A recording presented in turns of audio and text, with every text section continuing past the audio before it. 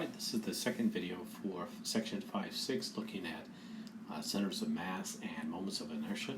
So we're going to do one more example of calculating a center of mass. So we're going to find the center of mass of the region bounded by y equals the square root of a squared minus x squared, y equals 0, and y equals x, with a density function of rho of xy equals k square root of x squared plus y squared.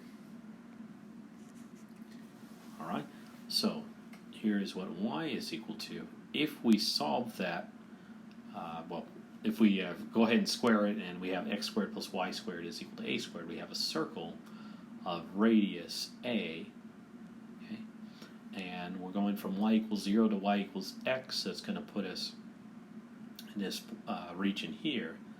Alright, and that's the identity function y equals x, so the ordered pair there is x comma y, which really is x comma x or y comma y, because the x is equal to y.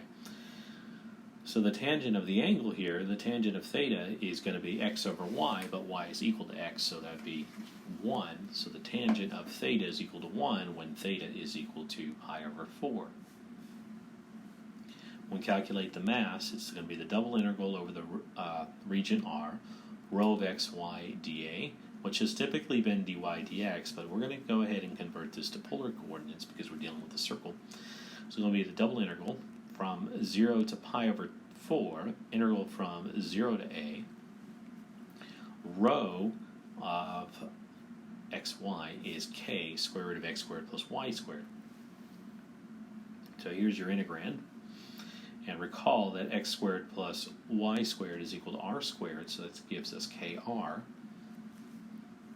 Don't forget the Jacobians. We get an additional r, the price of changing to the polar coordinate system, so we do get an r, dr d theta. So we're going to integrate r squared with respect to r, so that's going to give us r cubed over 3. So we're going to slide the 3 out. And we can also slide out, when we evaluate, we're going to have r cubed evaluated from 0 to a, which is going to give us a cubed, okay? And there's nothing else in there, just in terms of what we need to integrate with respect to, it's just a constant, so we have the ka cubed over 3, integral from 0 to pi over 4 d theta, which is equal to k pi a cubed over 12 once we're all done integrating this. So it'd be it'd be ka cubed over 3 theta, which is pi over 4, so you just multiply ka cubed over 3 times pi over 4, and that's where we get the k pi a cubed over 12. Okay. Alright, let's calculate the moment about the y-axis, which is the double integral over the region R of x rho of xy dA, which is going to be equal to the integral from 0 to pi over 4, integral from 0 to a. Recall that x is r cosine of theta, and then rho of xy converted to polar coordinates would be kr, and don't forget we got another r by the Jacobian, dr d theta. Okay, so we're going to get r cubed, okay, r cubed, and then integrating with respect to r will give us r to the 4th. We evaluate, it'll be r to the 4th over 4. Evaluate that from 0 to a, so it's just going to give us a to the 4th over 4. So slide out the k also, so k a to the 4th over 4. Integral from 0 to pi over 4 of the cosine of theta d theta, which is going to be equal to ka to the 4th over 4 sine of theta, evaluated from 0 to pi over 4, which is going to give us ka to the 4th over 4 times root 2 over 2 minus 0. That's the sine of pi over 4 and the sine of 0 respectively. So the sine of 0 is going to be 0. Okay, and so our moment about the y-axis is going to be k root 2 a to the 4th all over 8. The moment about the x-axis is going to be the double integral over the region R of y rho of xy dA, which is equal to the double integral from 0 to pi over 4 of the integral from 0 to a. Remember, y is r sine of theta. The rho of xy was k r, and then we get an additional r by the Jacobian, dr d theta. So we're going to slide out the k, we're going to have r cubed integrated with respect to r, which would give us r to the fourth over 4. We're going to evaluate that from 0 to a, which is going to give us a to the fourth over a. We're going to slide that constant out. And then we have the integral from 0 to pi over 4 of the sine of theta d theta. So it's going to give us k a to the fourth over 4 times negative cosine of theta. We're going to evaluate that from 0 to pi over 4. Okay, so it's going to give us k a to the fourth over 4 times cosine of pi over 4 is root 2 over 2, so you have negative root 2 over 2, and then would be minus cosine, would be minus a negative cosine of 0. Cosine of 0 is 1, so you'd have minus negative 1, which is positive 1. Okay, so it's going to give us k a to the fourth times 2 minus the square root of 2 all over 4.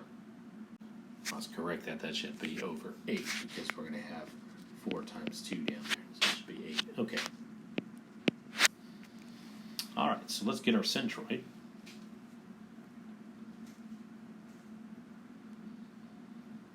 So we have k root 2 a to the fourth over a. That's your moment about the y-axis divided by the mass, which is k pi a cubed over 12. And then the moment about the x-axis is k a to the fourth 2 minus root 2. And that should be over 4 here, so I need to fix my typo. And then divided by the mass, which is k pi a cubed over 12, which is going to be equal to 3a root 2 over 2 pi, comma, 3a 2 minus root 2 all over 2 pi. Okay, and that's our center of mass there. All right, the last thing we're just going to look at, just real briefly, we're going to look at a moment of inertia about the x-axis, moment of inertia about the y-axis, the polar moment of inertia, the radius of gyration about the x-axis, the radius of gyration about the y-axis, and we'll also do an example. So in your textbook, kind of near the end of section 5.6, they do talk a little bit about moments of inertia.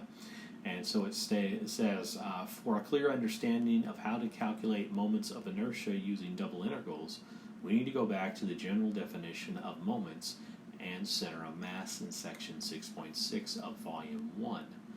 Okay, so you have to go back to the calculus volume 1. The moment of inertia of a particle of mass m about an axis is mr squared, where r is the distance of the particle from the x-axis. Well, not necessarily the x-axis, but let's go ahead and it would be the x or the y-axis. So let's say we have a particle here, then the radius from the x-axis would be, this distance would be y, and so that's where we get the y squared in the moment of inertia about the x-axis. And then this distance to the y-axis would be determined by x, and so that's where you see the x squared, that's your radius, in the moment of inertia about the y-axis there. The polar moment of inertia would be the moment of inertia of an object about the origin, and so we find that by adding the moments of inertia about the x-axis and the y-axis. All right, and then the last thing we have is the radius of gyration about the x-axis, which is y double bar, which is equal to the square root of the moment of inertia about the x-axis divided by the mass.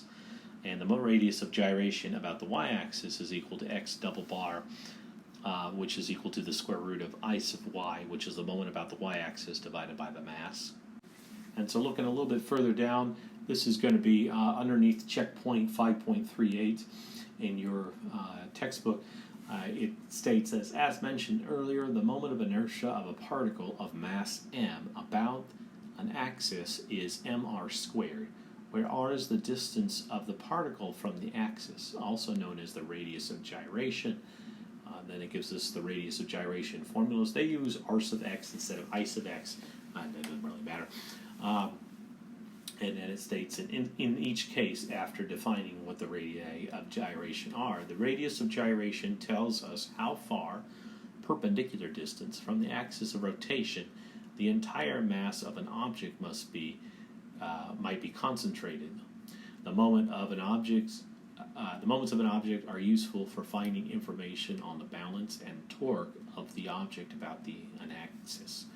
But radii of gyration are used to describe the distribution of mass around its centroidal axis. There are many applications in engineering and physics. Sometimes it's necessary to find the radius of gyration. And then they're going to provide you an example in the book. I'm going to show you just an example of how to find all of this stuff here. All right, so let's go ahead and do an example of just finding all of this stuff.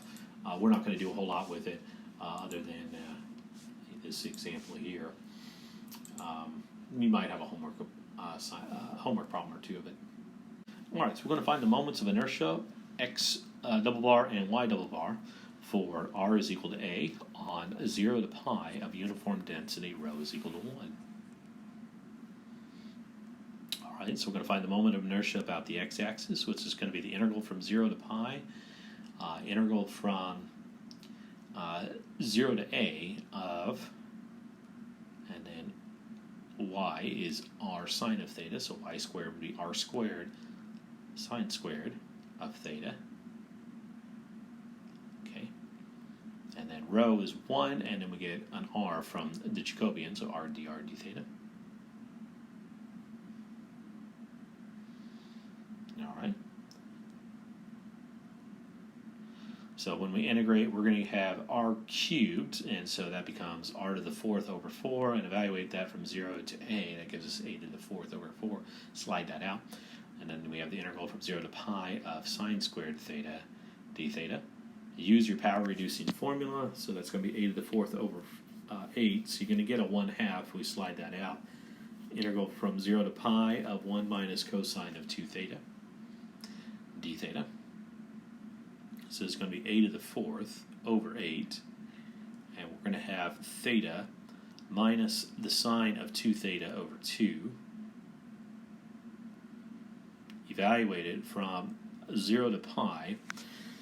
Now when we evaluate the sine of 2 theta at 0 and pi, that's going to give us 2 pi and 0, and sine of 2 pi and 0 are both going to be 0, so we don't have to worry about that. The theta evaluated at 0 is not going to be anything, so it's really just going to be a to the 4th over 8 times pi. All right. Moment about the y-axis, moment of inertia about the y-axis is going to be integral from 0 to pi, integral from 0 to a. X is r cosine of theta, so x squared would be r squared cosine squared theta. Rho of xy is 1, and then we get an r by the Jacobian, dr d theta.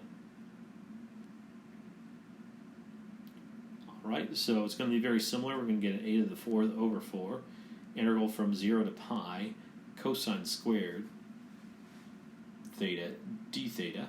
And we're going to use the power reducing formula on cosine squared, similar to how we use the power reducing formula to sine squared.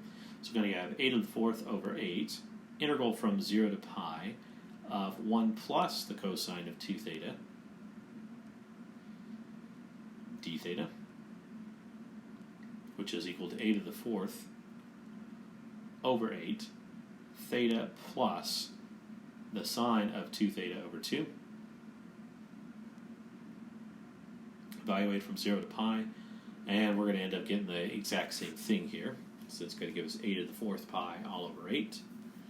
Okay. So we have our moments of inertia about the x and the y-axis. The moment about the polar axis is just going to be the sum of those, which would be 2a to the 4th pi over 8, or a to the 4th pi all over 4. Okay. All right, the radius of gyration is going to be the same for both of these because the moment of inertia about the x and the y-axis were identical. So it's going to give us a to the 4th pi over 8, excuse me. We do need to find the mass here, which would be the integral from 0 to pi, integral from 0 to a, rho, which is 1, and then we get r by the Jacobian, dr d theta. is going to be equal to a squared over 2, integral from 0 to pi, d theta. So it's going to give us a squared pi over 2. So that's our mass. All right, and our radius of gyration is going to be the square root of a squared over 4, or just a over 2. Okay? All right, that's it for this video. We'll see you next time.